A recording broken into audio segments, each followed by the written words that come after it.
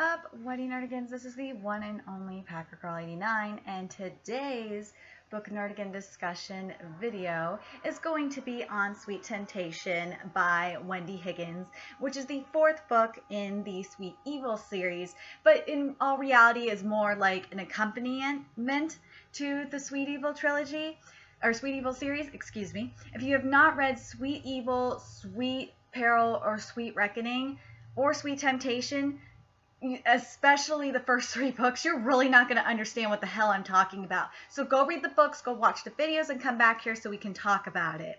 And here's the beautiful cover. I love the covers that Wendy does here for all the books, Wendy Higgins books. So yes, I really do. And it says right here that he's the boy your daddy warned about. Yeah, warned you about. Yeah, Kai is that guy. So this is how I'm going to do this one. Because this is basically all three books, Sweet Evil, Sweet Peril, and Sweet Reckoning from Kai's point of view, I'm not going to talk about it in much detail as the other books because it's basically all those events from Kai's point of view. But I'm going to talk about the stuff that wasn't mentioned in those books that is relevant. And yeah, so let's get to it. So the prologue I wish could have had more. The prologue should have had a little bit more, but here's how the prologue starts. So the prologue takes place when Kai's 11 and Farzi, or Saruf, I call him Farzi because why the fuck not, begins training him. And so young Kai is reciting the sins that he deals with as dukes and neps. So there's lust, greed, sloth, and gluttony, murder, pride, wrath, and envy. And the other sins, this is the quote, we promote are hatred, substance abuse, lies, theft, and adultery. And then Farzi says this, and we get a lot more insight, and I like this part of the prologue because we get a lot more insight to the mindset of the dukes, or to the more sinister dukes anyway. They were chosen by the Maker to live lives of freedom here on earth, while angels such as myself were banished for wanting a simple bit more. And he chose them, this ungrateful race, to flaunt his blessings on while we're left to rot in hell. But we found a way to punish him. Every day we turn his beloved earthlings against him. We cause them to focus on their bodies and their urges, their wants and desires. I'm telling you right now, Wendy, and I said this to you on Twitter, especially with the Flint situation, but if you look at the political races and all the stuff that's going around the world, I think the Dukes are still among us somehow. Even though we know what happened in the end of Sweet Reckoning, I think the Dukes are among us, and you need to write a book. The next book in the series is going to be on the Dukes' revenge. I gave you the idea, and please credit me in this. Please credit me in the book. I would love to get credit for it. Let's see. We give them something tangible to hold on to, but just for a moment, because the sins are fleeting satisfactions. And then he goes on to say this: they deserve every moment of pain they get. The Maker tells them to be careful. He dangles a bit of fun in their faces, but tells them they cannot have it. But we are here to tell humans to take what they want. And when they have the nerve to cry over the consequences, to pout and curse the world, we laugh. Millennials, I'm looking at you. Seriously, I have to say this because I mentioned this on my politics podcast, my past couple of ones that I've done on a different channel, is that millennials have become the entitlement generation, and they feel like they're entitled to everything. And PC culture has definitely promoted this, and I think that I wonder if the Dukes are responsible for the PC culture. Wendy, please answer that for me. I really need to know. Let's see. Because the Maker is hurting because he loves them, because he's promised them free will, which means he will not interfere in their idiotic choices. It's pathetic. Yes, it is pathetic that God does not interfere in the idiotic choices, but at the same time, it's understandable because I think this has been mentioned in the hashtag AngelReadAthon before. I don't remember which book it was, but God mentions that, or I think it was one of the angels actually that mentioned if God just gave everything and answered every single prayer and gave everything away, then people wouldn't work hard at all. Think of it as socialism and slash communism. It's the same exact concept. So I like that a lot. He backed himself into a corner and can only watch as his creation destroys itself with our help. I'm referring to the millennials with this. Farzi, you were completely right. And I think the Duke, that's why I said the Dukes are back. The Dukes are alive and well right now.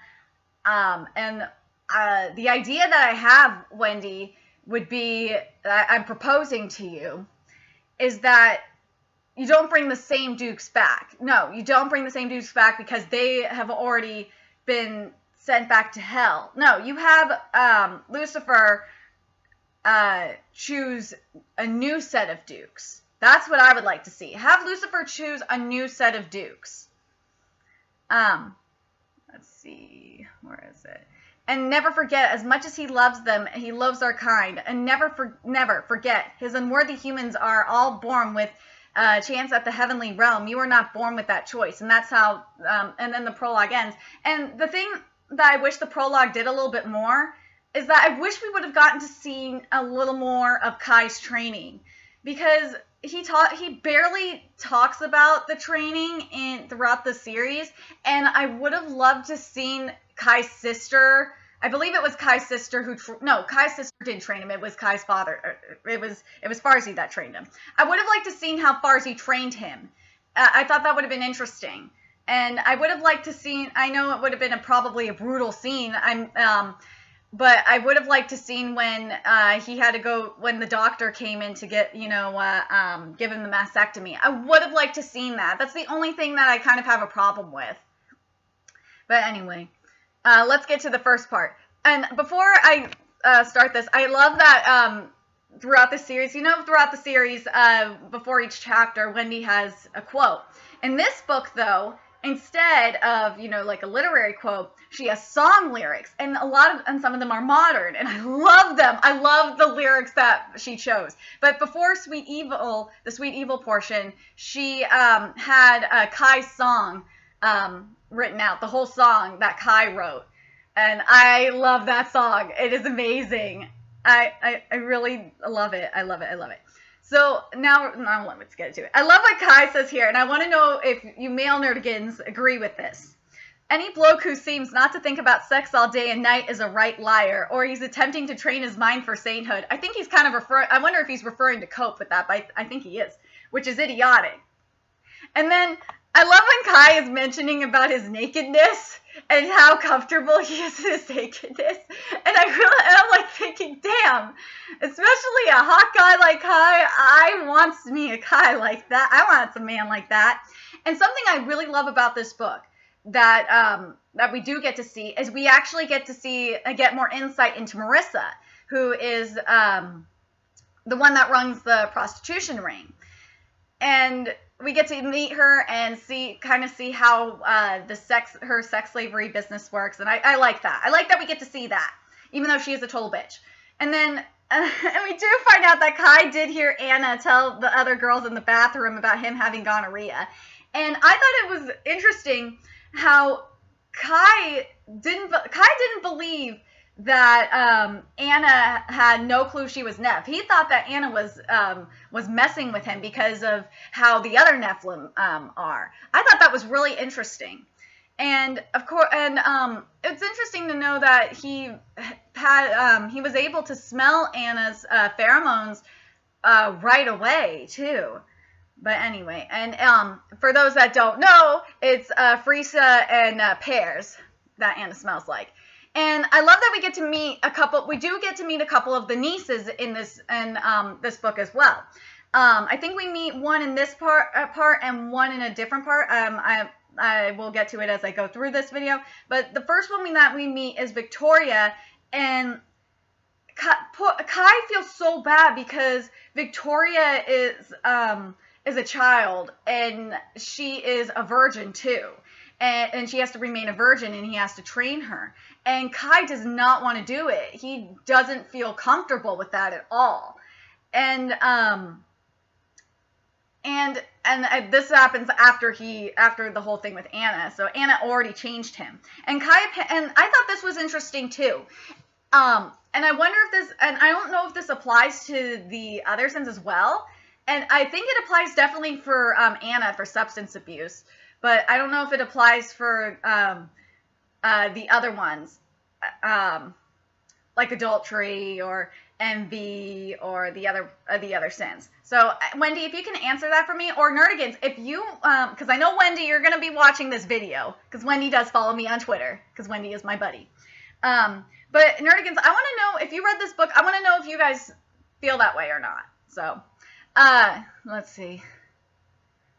Where was I at? But yeah, Kai apparently can only feel lust for those who lust for him first, which I thought was interesting. And it explains a lot, especially a lot of the shit that happens in Sweet Reckoning. It does explain a lot. But Kai ultimately refused to train Victoria, and Farzi is going to train her instead. But she has to stay a virgin. And it's like, damn, Farzi is a sick dude. But again, he is the Duke of Lust. And he does own a porn magazine, by the way. And then we get to going on the road trip to go meet Belial. So the first girl that he does, the first conquest on the road trip, Nessa, who was the girl at the front desk of the first hotel they stayed at, felt oddly off. And the sex didn't offer Kai any of the satisfaction it should have, and it left him feeling empty, like a husk needing something more, which was unusual for Kai, because Kai usually gets a little something from it. And I was thinking, wow, Kai, I was thinking, damn, that's so soon. You would think that Kai, how could Kai's values change like that? That's to me, that's kind of unrealistic.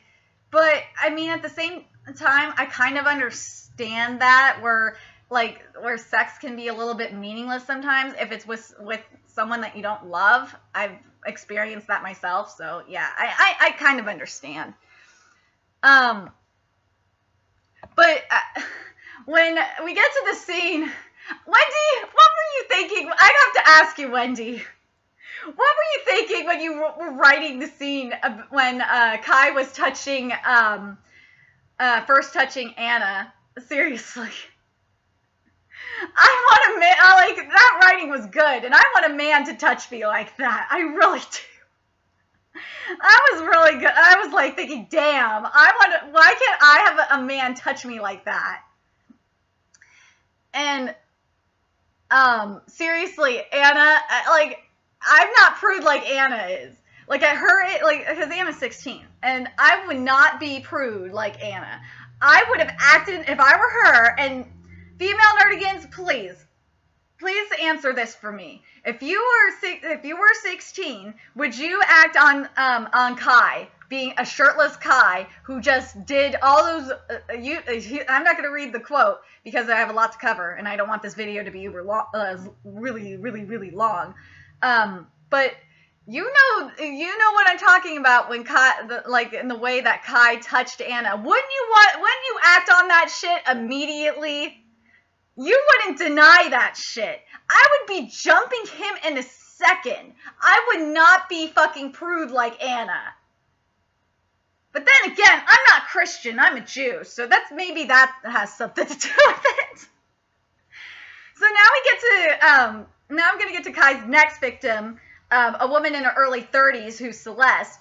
And usually I wouldn't go for younger guys, but what he said would change my mind. And also, just the fact that Kai is different, because Kai is an exception to this rule for me, because A, Kai is the son of the Duke of Lust, and he knows what the fuck, two, he knows what the fuck he's doing, and he's really hot.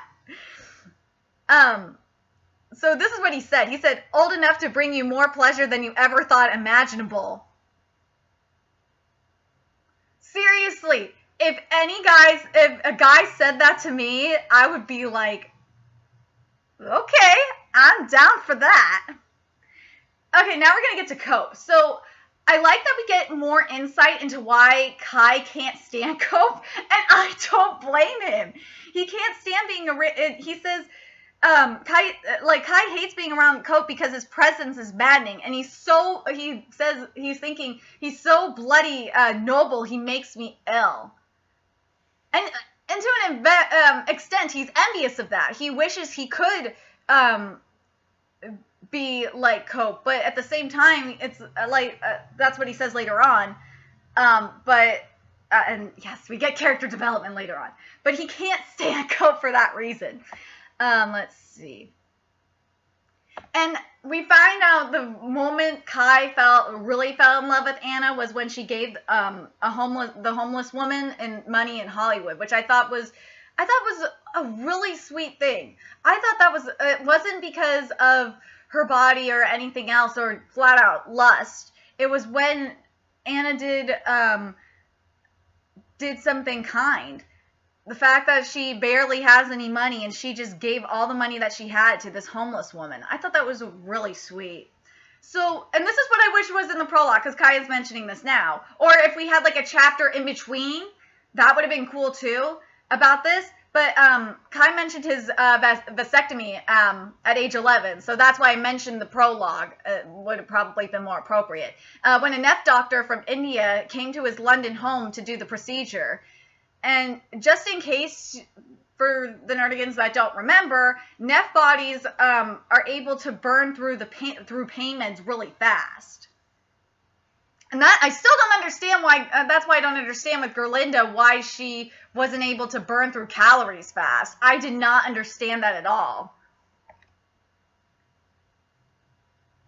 And something I like that Kai describes his sin, basically his lust, as a beast. And I feel like a lot of people feel that way about if it's whether it's lust or I should say their vice. People feel that way about their vice. It's like a beast that they're trying to tame, and not work because of Anna. I like that he's trying to, and I love that he's trying to tame it because of Anna. And I said, and I put in my notes that Kai's beast, I swear, just represents everyone's libido. And when I will say this, when I was younger, like when I was 16, I was definitely like that. I'm still like that now, but not as much as I was when I was younger. And I love when Kai so they're in the hotel, and I love when Kai was thinking, time to meet the arse I've been desperately dreaming about. And he's an ass, so now we know he's an ass man. I was just thinking, God. And then Kai feels guilty because I thought this was sweet, but I was kind of annoyed at the same time because I was like, damn it. But then again, I was that way too.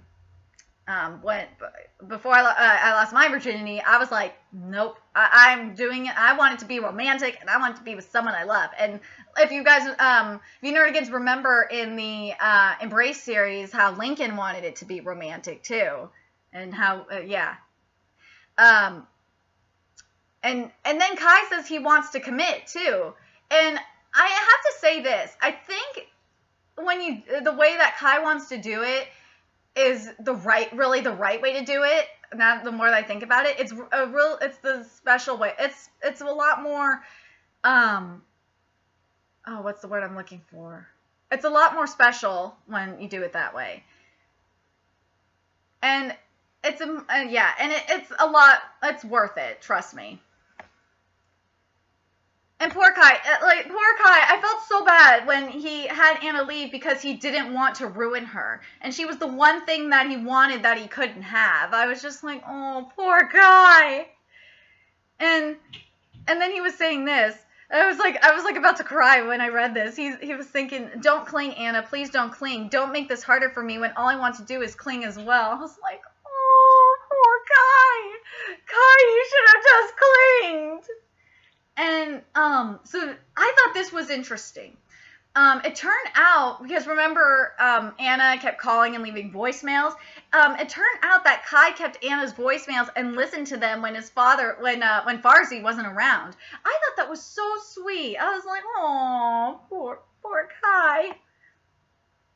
And so, and yes, Kai was the one who did tell Marna and Ginger about Anna as well. So I thought this was cool. So apparently, if it wasn't for Kai being drunk, he wouldn't have drunk dialed the band's manager, and the band manager never would have listened to Jay's demo.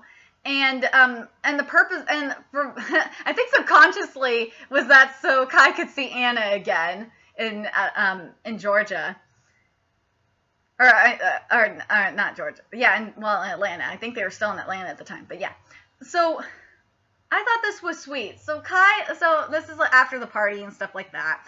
Kai wanted to make sure Anna got home okay from the party and parked in an abandoned gas station by Anna's apartment.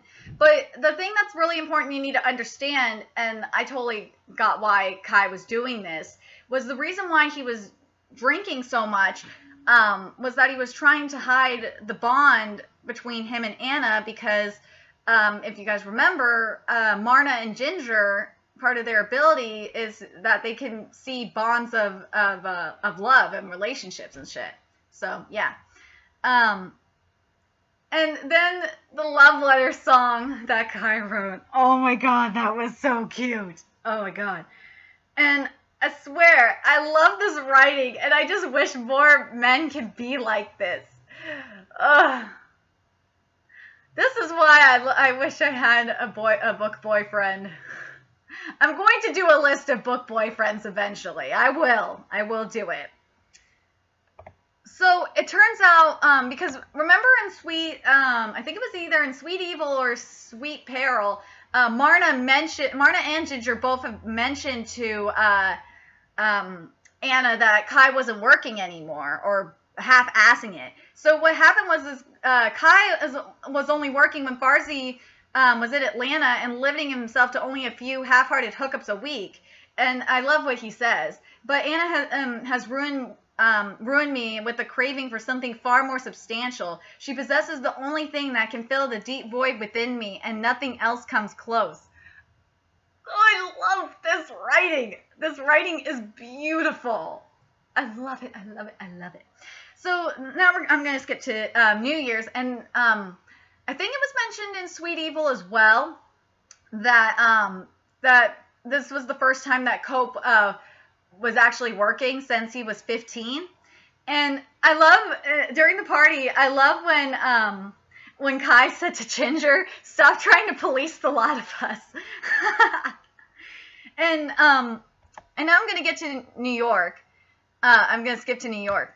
And right as Rahab was about to shoot Anna, Kai said a small prayer right before Anna was going to get shot by Duke Rahab.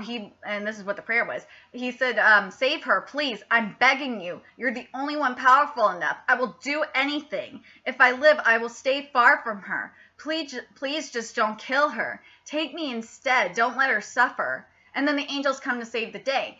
And I'm wondering if, now that, this was mentioned, I'm wondering what you Nerdigans think. Do you think the angels came because of the prophecy, like we originally thought when we read in Sweet Evil? Or do you think it was also because of the power of prayer? Because we know prayer is extremely powerful, especially after, we've read the Halfling series and stuff like that. So please let me know in the comment section. I really want to know. Let's see. And then after that, we get something. Belial is being a protective papa here. So this is when Belial and Kai are in a bar in New Jersey. And I understand what Belial's doing. I really do. But it still pisses me off. And it probably pissed you guys off too. He said this. He said, "You listen to me right now, kid, and you listen good. You stay the hell away from my daughter. You understand me? You're no good for her. You think you're in love with her. You think she loves you, that she's meant for you. Wrong, lover boy. My girl's meant for bigger things. She loves everybody and everything. You're just a stray she'll eventually forget about. Understand? You're not a safe option, not as a friend and not as anything else. And if Anna wants to pal around with Neff, it sure as hell's not going to be you. She can fall for that son of Alisar all day long, but I'll be damned if I let the son of Barza fuck with her heart. I know you thought you were cute tonight playing Romeo like a goddamn fool, but that bullshit ends right now. If you ever endanger her again, if you dare to contact her or so much as look at her, yeah, and that's a threat. And that's basically why Kai moves to LA, is because of Belial. You bastard! I understand, Belial, but fuck. And then Kai is driving across the country, and of course he stops at the Grand Canyon, and yes, he can't stop thinking of Anna this whole time. And he realizes right then and there that he only realizes only he can control himself and wants to make himself proud. And then I thought this was kind of interesting and kind of funny too. And then a dove appears, and the dove obviously represents the sign of heaven / God. And the guy says this: "Sod off, stupid bird. This has nothing to do with you. You want peace with me? Get rid of the demons, and then we'll talk peace." And then the bird disappears. And then the Sweet Evil section ends with Kai writing the "I'm sorry for everything" postcard for Anna. So now let's get to the sweet peril portion. So poor Kai. Kai saw the new Anna, because remember, Anna got that makeover and shit. Like the new Anna, or no, that's not it. The new Anna, the Anna in LA. I'm sorry, I got that mixed up. The Anna in LA wants him so bad, but he isn't giving in because he wants to be with our Anna. And he hasn't had sex for 6 months. He's had a 6-month dry spell because he is trying to be good. And so when remember when Kai was back in Atlanta to visit for a record thing, and we were seeing him going in a car with Marissa. It turns out that Kai was only having dinner with Marissa that night. He was back in Atlanta signing albums, and he wasn't training any nieces that night. And then when Kai headed back to LA from Atlanta, he felt even more empty, which was really sad. And then we get to visit Blake and remember the girlfriend Michelle and the J Crew. And yeah, Blake kept Michelle a secret from Kai, and Blake is his best friend, so that was really unusual. So, and oh boy, Kai found out from Marna that Anna and Cope are going on missions together. Oh boy, Kai was not happy about that. And this whole time, Kai has never stopped loving Anna, and I thought that's dedication, man. So then, the band is going. So Lavicious is going to perform at Farzi's Pristine, which is this porno magazine, Oktoberfest party, and yes, he has had sex with the porn models, and boy, did the band love it. I don't know if you nerdigans, male nerdigans especially, would probably want to have sex with the porn star. I don't know. They were pretty sexy from how Wendy described them. And Marna, when Kai talked to Marna, he asked her about if she's seen any romantic bonds between Cope and Anna. Nope, no romantic bonds between Cope and Anna. So that's good. So 4 months later, instead of working, Kai has gotten into fights. Yeah, it's that pent-up sexual aggression. Instead of the beast is deciding to let itself out in a different way. I am curious. I don't understand why he just doesn't. I'm curious, Wendy. Couldn't Kai just jack off to the thoughts of Anna? Couldn't he? Like, I don't understand. That would at least make more sense. I want to know if Wendy, I know you're watching this. I hope you're watching this whole video. Please I know people are probably laughing when I say masturbate, but fuck, masturbation is a natural thing. Did Kai masturbate to Anna, thoughts of Anna, or did he just not think about it? Like, what? He could do that. Shit. Let's see. Oh, yeah, and then we're going back to Atlanta. So now going back to Atlanta, because Farzi called him to come back to Atlanta to train another niece of Marissa. Her name was Eva. And Kai, poor Eva, she's so fucking naive. She was saying that, like, her brother had her come over there to, get work and shit like that. But Kai tells her the truth that her brother sold her into sex slavery. And then afterwards, after he drives her and takes her back and tells her basically to lie and say that Kai did train her. And I felt so bad for Eva because she was like, get me the fuck out of here. Don't worry, he will. Kai gets his fix of Anna because this was on Valentine's Day. And right before they kiss, of course, the freaking Whisperers arrive. So they have to leave. And then after Kai's 19th birthday, then Marna tells Kai about Cope and Anna kissing in Aussie land. And that's how, remember how and this was the night before, what was it? Oh, it was the night before Anna came to LA. So remember when Anna stayed, our Anna stayed in at Kai's place in LA and did the cleaning and shit like that? Yeah, this is why. Because Kai usually didn't do this shit. And that's why Kai and the other Anna party at his place, so basically. And Kai almost had sex with the other Anna, but then the other with the other Anna, and then he mentions his Anna and that he loves her. I was like thinking, yay! And at the same time, I feel bad for the other Anna. I do, but whatever. And Kai is, oh god, Kai, why did you smoke the cigarettes? Poor Kai. Now Kai is going to be basically, for those that don't remember, when Nephilim smoke cigarettes, they basically cough up all the tar. Again, that's why I don't understand about the food situation.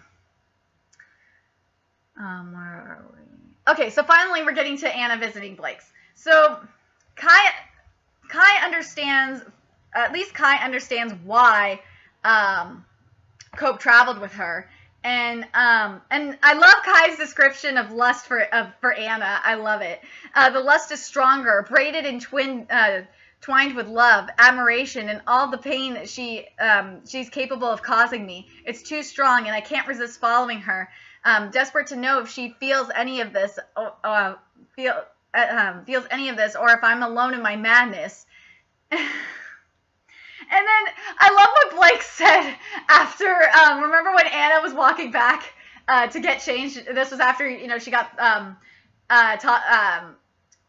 thrown in the pool by Kai, and she basically was working it back into the house to torture Kai. I love what Blake said. He said, that was brutal, brah. You so deserved it. And then Kai said, stay away or I'll kill you. And then Blake's like, you couldn't pay me to come near you right now. I love Blake. Blake is awesome. And then after Anna leaves to go back to the airport, I love that we get to see what happens after Anna heads back to the airport. So basically what's happening is that the boys play some GTA, and Kai realizes while they're playing GTA, fuck this, I'm not ending it like this, so fuck you, Belial, I'm going to go get my woman, and we're going to come back and cuddle. And, poor Kai, I felt so bad, because then they come back to their, you remember that they're back at the house and all that shit, and, poor Kai, he's, thinking, I remember he keeps mentioning, in the scene, he's like, damn it, I keep getting screwed over by that blasted hound. Okay, now I'm going to get to the part that I was really happy that we got, which was to see, the mission in Syria, how they saved Xania. I was really happy that we got to see that. And yay, we got to see Flynn too, our favorite Aussie as well. I love Flynn. I hate that Flynn died, but whatever. And so Cope, I love how Kai describes Cope as an Arabic smooth talker and as an Egyptian prince. I thought that was a good way of describing it. And then when it gets to Xania, she looks like shit. Well, she looked like she looked worse there than when she saw Anna. And and then we get the Flynn text here. He says, "Think I have a tail, but they haven't come in sight. Also getting strange looks from 2 locals." And okay, and then Kai showed the pic of Anna and Kai, and then Cope explained who he is, and that actually helped calm Xania down. But shit, she is suffering from horrible alcohol withdrawal, because remember, at this point, she was a serious alcoholic. And seriously, Cope is right, Kai, because Kai was gonna give in and just give her a drink, and Cope said no.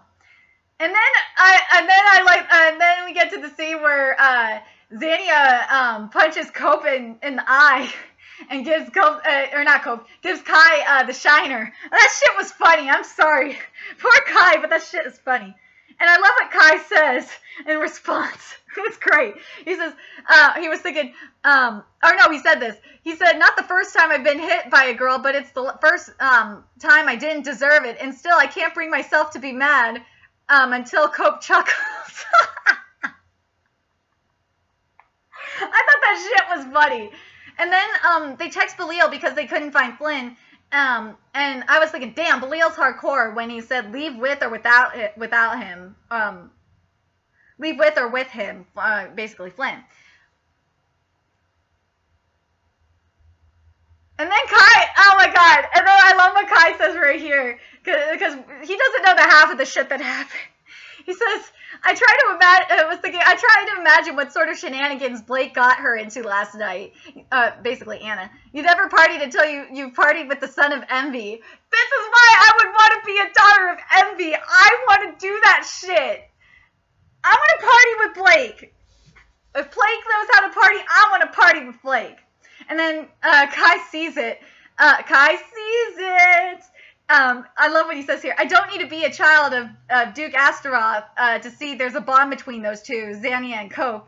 And Cope takes care of Z the rest of the trip. Can't risk another shiner. And then Flynn shows up at the Damascus airport, thank Kami and Arceus.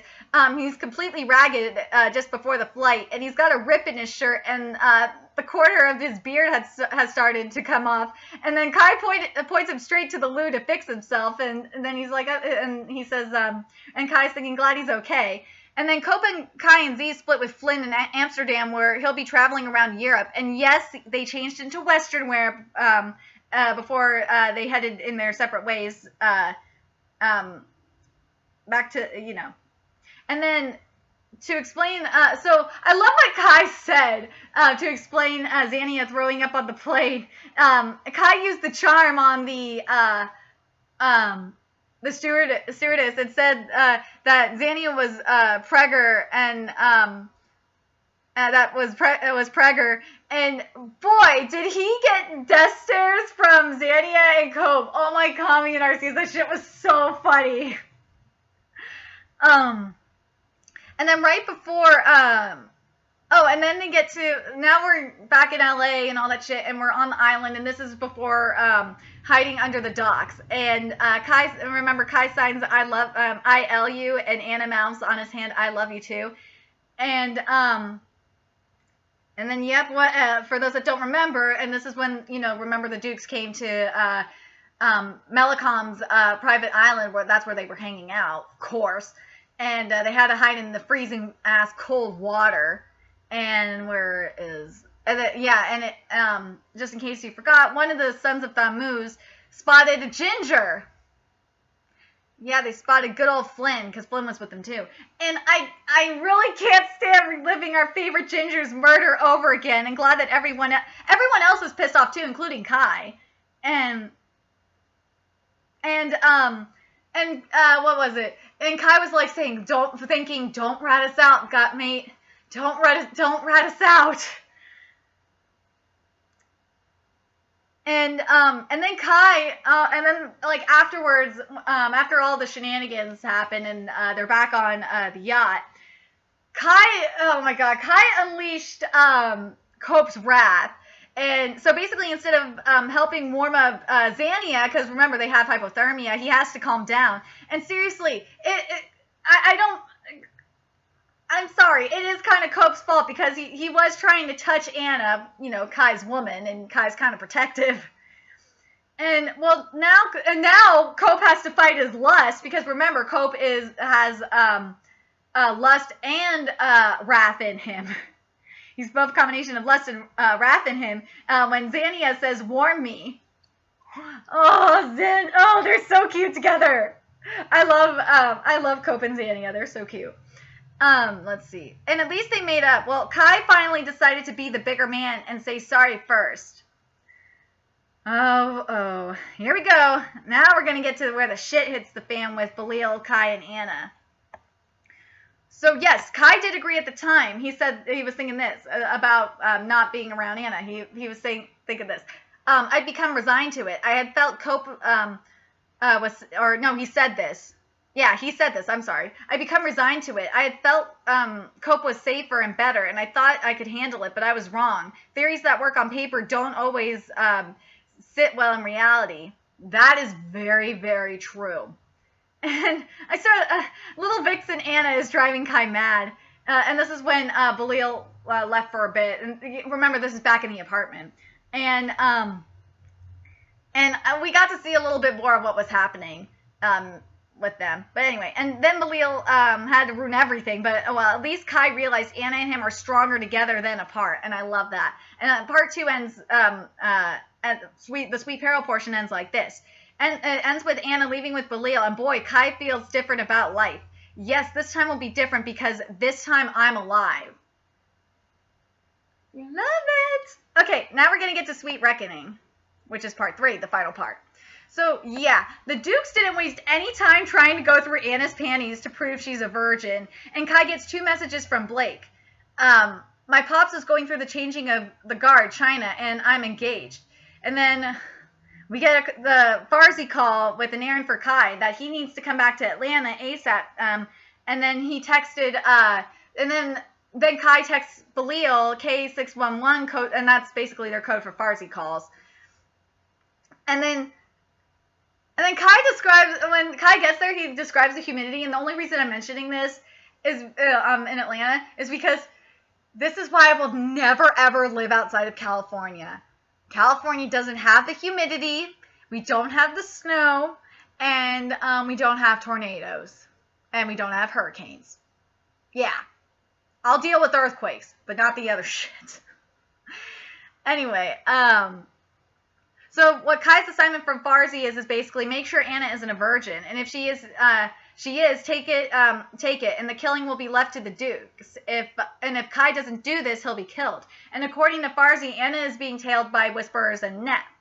And Farsi's whisperer, Rafi, will escort him, and this is what Farsi said. The spirit will report to me as soon as the job is done, and we'll retrieve her when we're prepared to deal with her. Not all Nep are to be trusted these days, and it's best if we deal with all of you directly. Drive fast. I don't care how many bloody tickets you get. Find her and ruin her once and for all, Caden. Make me proud. And it's a good thing Kai cursed Farsi straight to hell before Rafi, his stupid minion spirit, showed up. And seriously, Rafi is definitely into kinky shit. And then Kai's like, no, just a quick job, nothing for your entertainment. And then Rafi proceeds to throw a tantrum and stiffly flying from the car and bashing into the earth out of sight, and then back up, kicking at cars and flailing its grubby arms and trees as it passes them. What an idiot! Seriously, what a baby! And we find out something else too, that I guess when Whispers touch you, they have a cold sensation. You know, like when you're touching a ghost, it's usually described as a cold sensation, like cold, like in Harry Potter when he walked through like nearly Headless Nick, that it was described as walking through cold water, like ice cold water. Yeah, that's what it is.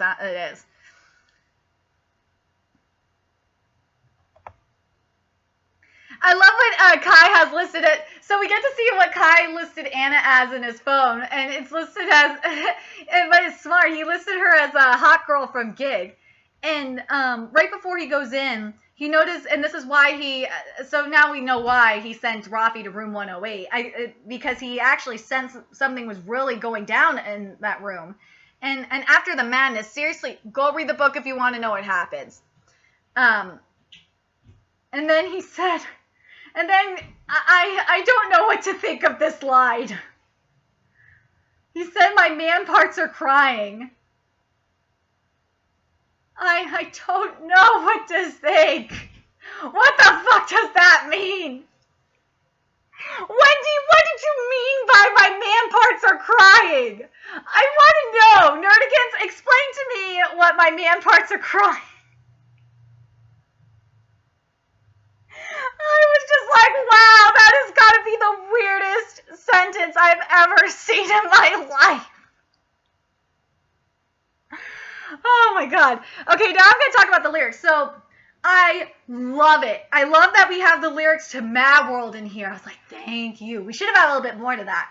And we have the lyrics throughout this book, such as Incubus, we have Matchbox 20, we have Metallica. There should have been more Metallica in here, but that's okay. And the quote and the lyrics from Mad World that are in here are bright and early for the daily races, going nowhere, going nowhere. Damn it, I want to sing it, and it's driving me crazy. Damn it, I have to sing it now. Damn it. Bright and early for the daily. My voice is bad right now. Bright and early for the daily races, going nowhere, going nowhere. I wanna drown my sorrow. No tomorrow, no tomorrow. And I think it's kind of funny. Think it's kind of bad. God, I love that song. I haven't sung in a while. I have a better singing voice than this. I'm sorry, Nerdikids. But seriously, people, go read. I'm going to skip a lot. So seriously, go read those fucking books. I think it's funny. Now we're going to get to this part. This part I thought was so fucking funny. When they went to Blake's, and Kai and this is when Ginger was at Blake's, and they're, obviously they're fucking, and Kai's like, open up, idiot, this is bloody stupid, and poor Kai, he's gelling like hell, because the two most careful nephews he's ever known, Blake and Ginger, just let go into a shag fest, / need for each other, which makes Kai even more pissed off. And now we get to the part we've been waiting for, the telepathic conversation between Kai and Belial about marriage. So this is what Belial said. He said, it starts with Belial. Don't play games with me, boy. Do you love her or not? And Kai says, yes, I love her. And Belial says, then what is your fear? And then Kai says that when she's been with me, she'll not be able to use the sword because of who I am, because of what I've done. And then Belial says, you have to let go of that fear. Let go of your past and focus on your love. You are changed, and it's time to embrace your future. You're not the same self-serving boy I drove away from my daughter. Marry her and buy yourselves time to fulfill this prophecy. Otherwise, Farzaf will find her and learn the truth. This is what will keep her safe. Do you understand? And then Kai says, with all respect, Duke Belial, we don't have time for a wedding. And Belial says, leave the details to me. If you love her, you will marry her. End of discussion. And so the honeymoon cabin at the Grand Canyon was the owner's cabin, private cabin, which I thought was pretty sweet. And again, it pays off to be the child of envy. It really does. And this is why I would go read Sweet Reckoning if you want to know why. And I love when we get to the honeymoon and we see Kai's point of view at the honeymoon, and I love this line. masculine pride that makes me want to roar. I love Kai's ego. And then he says this, I kiss her again right where she needs, and my sight shatters into a myriad of white shards. Kai, the sex god, where art thou? Seriously. And for those, I remember I mentioned, I answered a question from Susan E. about what I want my love/sex scenes to be like. This is what I love them. This is one of the ways how you write a good sex scene. And this was just the foreplay. And then he says this, and then it goes into this. I'm sorry, I should say this is when, whatever. For the first time in my life, I make love, and my heart is full. And though I've been a man by society's standards for a while now, this is the first time I felt like one. I am Anna's man, her love, her husband, her ally and friend, always. And I read that in the book. I cried. Like, I was crying happy tears. This writing is amazing. I love Wendy Higgins' writing. Her writing is so fucking awesome. And of course, like right after that, YouTube Beautiful Day lyrics on the chapter post-sex. I thought that was funny. And then now we get to when Kai met Mariantha, and she said, it is I who am honored to meet the soul who loves my daughter more than any other. You have embraced life and the truth, Caden Rowe, and now are now reaping the blessing. And then, yep, good old Farzi in the form of Richard Rowe is dead of a heart attack, and according to the lawyer, Kai will be receiving a sizable payout. In reality, Farzi will use it in the next life in style, but Kai will get his cut, and then is on his own financially, but we'll always have to answer to Farzi. Oh my god, now we get to see his reaction. I love when we get to this part about Kai after he gets the sexy Anna pic. He says this. He says, she's too sexy and it hurts to look at, but I can't stop. She's too bloody far away. Why? And then after the text messages that he sent to her, the conversation, he said, the girl clearly underestimates the power of her burn and seductively minimal pose. And after the cold showers text, cruel wife, and sexting is a dangerous business. I don't recommend it. And we find out the reason behind the no girl policy, because remember Kai says he doesn't want to have girls, is because of the guilt of what Kai put through with Marissa's nieces, and that makes sense. And then this is where I really got excited, because this is where the Enter the Sandman lyrics came in. I got so fucking happy. I got mad. The only part was exit light, enter light. I was thinking, where's off to Never Neverland? Wendy, you should have put where's off to Never Neverland. That would have been so perfect. And it's totally appropriate since we're seeing Farzi. And then we get Kai on Marissa. Yeah, she's special, all right, and especially evil bitch. I'm gonna use that as a comeback line, and especially, yeah, she's special, all right, and especially evil bitch.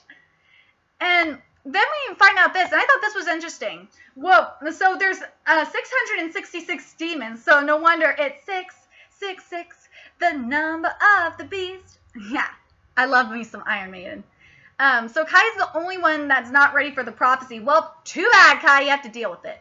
And Kai is not taking the no sex thing very well, especially when Anna went to get Kai's cell phone out of his pocket, and he thought it was going to be an old-fashioned surprise. I was laughing. I was like, poor Kai. And I was thinking, Kai, quit being a pussy. Prophecy is happening. Deal with it. And of course, the Iggy fancy lyrics are uber appropriate for this chapter. Trash the hotel, because the lyrics that were there were, trash the hotel. Let's get drunk on the mini bar. Yeah, that's the lyrics. And then we get this. I was laughing so hard. That was the bloody worst playwright of my life. Fucking Farzi. I nearly handed Anna the hilt so she could struck his arse down when he felt her up from behind, supposedly looking for the sword, then tried to get me to shag the flight attendant. I'm really not regretting not getting rid of him when we had the chance, but his disappearance would have thrown off the summit and sent everyone scrambling. And I I love drunk Anna. She's me. She's totally me when I'm in fun drunk mode. Okay, and then during the drunk escapade, Farsi whispered to Kai, "Shame to waste such a fine body on her, asshole." Okay, I need to drink water because I've been talking for a while. And then now we get to Kai. I like what Kai says on Merrick because I thought this was interesting because he knew the shit that was happening. He knew Kai knew that Merrick was on our side. He says, "It's nothing to do with the sensual way he takes me in. It's in the way his eyes seem to try to communicate something more. I'm rigid from the fact that he's taking the sort of righteousness on his father's orders, but something in his gaze tells me not to fight it. When Merrick and the Whisperer leave, Shax gives him instructions. Dispose of it. Bury it in the desert if you must." And it's not until an hour later, as Merrick is checking us out over at the door to the nightclub, that I figure out what's strange about him. He gives off no evil vibes, no malicious intent. I don't get the feeling from him that I get with the Dukes and Sons of Thammuz and other likely suspects. And despite appearances, I have the feeling Merrick is an ally. I think he knew how the hilt was hidden because Belial got a hold of him. And when he glances up at me from where he's crouched at my feet, we share the smallest conspicuous grins. And he knew there are compartments in the underside of my boots, but he doesn't open them. He merely stands and nods for me to move along. I don't linger. I want to tell Anna my suspicions to ease her mind, but it's not safe. And then we're going to get to when shit hits the fan, and Kai hits Mammon with a knife in the right eye. Yeah, and the knife has holy water, too. And it's revenge for Flynn, motherfucker. And then Farsi calls Kai a failure, and Kai was like, "Nothing I ever did was good enough." And then we get to the party scene. Oh, party! That scene was so sad. And I like what Kai says, too, that Kai mentions that she has been a mother to all of the Neth. And then when the angels, remember when the angels came in? "It is well," says a soothing whisper in my ear like the wind. "My heart is beating too fast. I remember what I said that day at the Grand Canyon. We can talk peace when you get rid of the demons. Well, I'll be damned. I think I've just been humbled." We are free. I love that. That shit was funny. I was laughing. I was like thinking, damn, the angels are listening. So it makes you think that that when Anna got rescued by the angels, it was more along the lines of the power of prayer than more along the lines of Kai praying to have her saved. So now we're getting to the epilogue, and I like this epilogue, like the other epilogue was really good, but this epilogue gave us more detail, and I really appreciate that you did that. Wendy. So this is 6 years later, and Kai typed an anonymous letter to the FBI and Atlanta Police Department detailing the work of Marissa, her locations, and as many of her accomplices' names as he could remember. And 7 months later, the news hit. It was the largest bust the world had ever seen, and Marissa was in handcuffs. And now we get to this, and 6 weeks later, Marna died giving birth to baby Anise. Seriously, Anise needs to fucking have her own book with Katerina. We need that. And with the Revenge of the Dukes. And Anna said she's in heaven, and Angel came down and took her. Aww. I still want to know if Flynn is in heaven. Flynn is probably in heaven too. Anyway, as a social worker, Anna is still trying to save the world, but she's held back by the system of rules and regulations. Curse you, rules and regulations! Yeah, government fucking sucks. Kai comforts her when she cries about frustrating cases of child abuse when it becomes for her to bear. So, as for Levicious, in their 4th year of success, Raj went off the deep end and OD'd on a mix of drugs. An accidental death, but the band never came back after losing him. We went our separate ways, and Kai's now working with Jay on the business end of the industry, making music and learning about producing. Kai does miss the rush of being on stage, but at least Anna doesn't have to deal with girls grabbing at me after events. Though it was a complete turn-on when she once grabbed a girl's arm backstage saying, "Excuse me, but that is my husband you're trying to grope, and I suggest you keep your hands to yourself." I know I'm swine. I'm a master of the sneak attack from behind. Oh my. And I think this is great. I hope I'm like this with my husband, is they walk around naked, shag everywhere in the house, but yet that's changing with the adoption, and Kai is not liking it. But, And then when they get there to Malawi to meet with Cope and Zania, Kai can picture himself playing with his sons at the park by their place in LA. And then as you remember, Allie makes Kai cry, especially when she mentioned, especially when the fact that she dreamed of him being her father. And it ends like this. I will do right by them. I swear it. I am my father's son, but he does not live in me. This right here is who I choose to be. I imagine the Maker, Belial, Patty, Mariantha, and all the angels smiling down on me. It's saying it is good, and I have to agree, it's damn good. So I want to know. I'm sorry this video was so long, but God, this book was really good, and it covered 3 freaking books. And I want to know what you Nerdigans thought about this, and take into consideration the questions I asked throughout the book, throughout this video. Remember to like, comment, share, and subscribe. Also, donate to my Patreon as well so I can keep making videos, and follow me on Twitter for more Nerdigan shenanigans. Follow me on Twitter, which is in the description box below as well. And I will see you in the next video, which will be See Me by Wendy Higgins. Bye!